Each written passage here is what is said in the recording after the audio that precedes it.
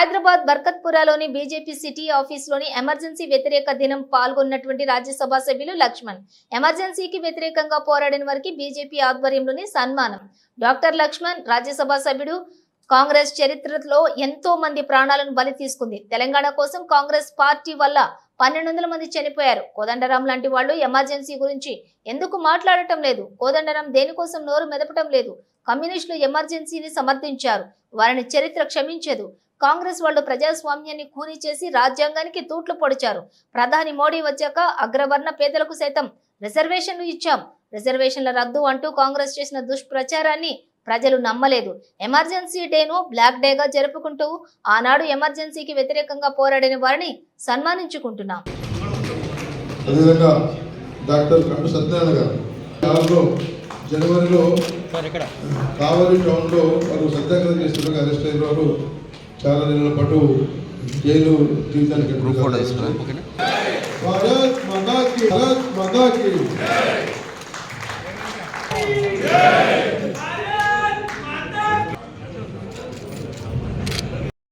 Professor Kodandaram గారిని నియమించుకొని ఆ ఉద్యమం శాంతియుతంగా ఏ రకంగా ఇదే కాంగ్రెస్ పార్టీ తెలంగాణ ప్రకటనలో జాప్యం చేస్తే 1200 మంది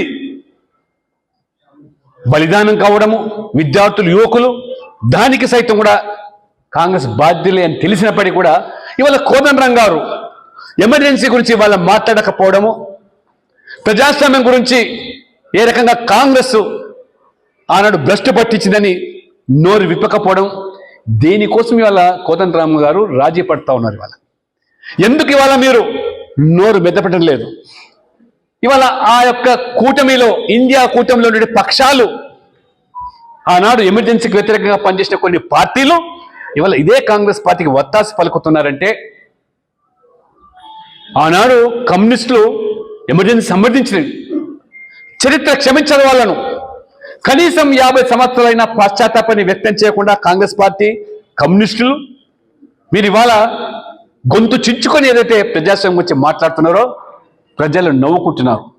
అంటే 3వసారి నరేంద్ర మోడీ గారు ఒక ప్రజాస్వామికంగా ఒక పేదవాడు ఛాయ అమ్ముకున్న వ్యక్తి దేశానికి ప్రధానమంత్రి అయితే జీర్ణించుకోలేక సహించలేక ఈ నెహ్రూ కుటుంబము ఇదేదో మా జన్మ హక్కు ఈ దేశాన్ని పాలించేదని ఆనాడు ఇందిరాగాంధీ అదే తరహాలో ఆ యొక్క కోర్టు తీర్పును ఖారజు చేయకుండా ఎమర్జెన్సీ విధించి శాశ్వత పరుచుకోవడానికి అధికారాన్ని చేసినటువంటి ఆ యొక్క మరి కపట మరి నాటకమే ఈ ఎమర్జెన్సీ.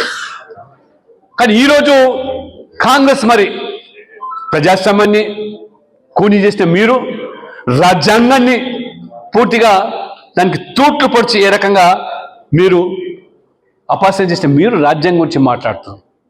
రిజర్వేషన్లు ఎత్తేస్తారని చెప్పి మాట్లాడుతున్నారు.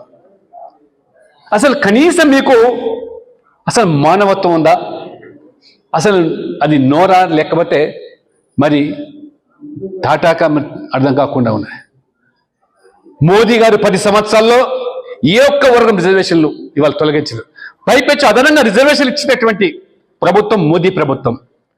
మహిళలకు అసాధ్యమనుకున్నటువంటి ఆ రిజర్వేషన్ చట్టసభలో కల్పించింది నరేంద్ర మోడీ గారు 33%. అది సోనియా గాంధీ మహిళ అధ్యక్షురాలు అయినప్పటికీ పార్టీకి యూపీఏ చైర్పర్సన్ అయినప్పటికీ 10 సంవత్సరాలు మీరు ప్రభుత్వాలు ఉన్నప్పటికీ నీకు మనసు రాలేదు.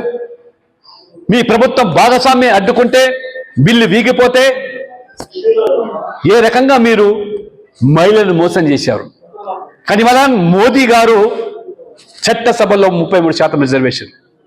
అంతేకాదు ఇవాళ ఎస్సీ ఎస్టీ ఓబీసీలే కాదు సమాజంలో ఆర్థికంగా వెనుకబడ్డటువంటి వర్గాలు అగ్రవర్ణాల్లో పేదలు కూడా రిజర్వేషన్లు ఇవ్వాలని మొదటిగా కల్పించింది నరేంద్ర మోడీ గారు, నరేంద్ర మోడీ ప్రభుత్వం. 10% ఇవాళ ఈడబ్ల్యూఎస్ పేరు మీద అదనంగా రిజర్వేషన్లు ఇచ్చింది ఇవాళ మోదీ ప్రభుత్వం. మేము రిజర్వేషన్లు ఎత్తేస్తామని మీరు దుష్ప్రచారం.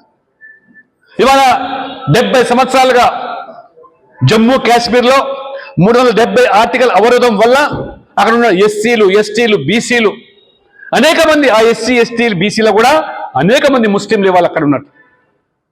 ఆ కాశ్మీర్ లోయలో ఇవాళ ఎవరైతే ముస్లింలు గొర్రె కాపర్లు ఉన్నారో ఎస్టీ జాబితాలకు వచ్చేవాళ్ళు. ఇవాళ 70 సంవత్సరాలుగా అటువంటి వాళ్ళు రిజర్వేషన్లు నోచుకోకుండా ఉంటే 370 ఆర్టికల్ రద్దు తర్వాత మొన్న పార్లమెంట్లో చట్టం తీసుకొచ్చి జమ్మూ కాశ్మీర్లో కూడా స్థానిక సంస్థల్లో విద్యా రంగంలో ఉద్యోగాల్లో కూడా మొదటిసారి రిజర్వేషన్లు కల్పించింది అది నరేంద్ర మోడీ ప్రభుత్వం. ఎవరు రిజర్వేషన్లు తొలగించేది? ఎవరు రిజర్వేషన్లు అదనంగా ఇస్తున్నది? ఈ సమాజం ఆలోచన చేస్తూ ఉన్నది ఇవాళ. కానీ మీరు ఇవాళ కేవలం ఒక కుటుంబం కోసం, ఒక కుటుంబాన్ని ఈ దేశం యొక్క మొత్తం అధికారాన్ని అప్పగించేదానికి ఒక బానిసలుగా మీరు ఏ రకంగా ఆ రోజు వత్తాసు పలికారు. జైలు సరిపోకపోతే ఏ రకంగా తాత్కాలిక షెడ్లు వేసి జైల్లో మగ్గి ఇంతకుముందు మనం చూస్తూ ఉన్నాం ఇక్కడ 3 మాసాలు 6 మాసాలు 21 మాసాలు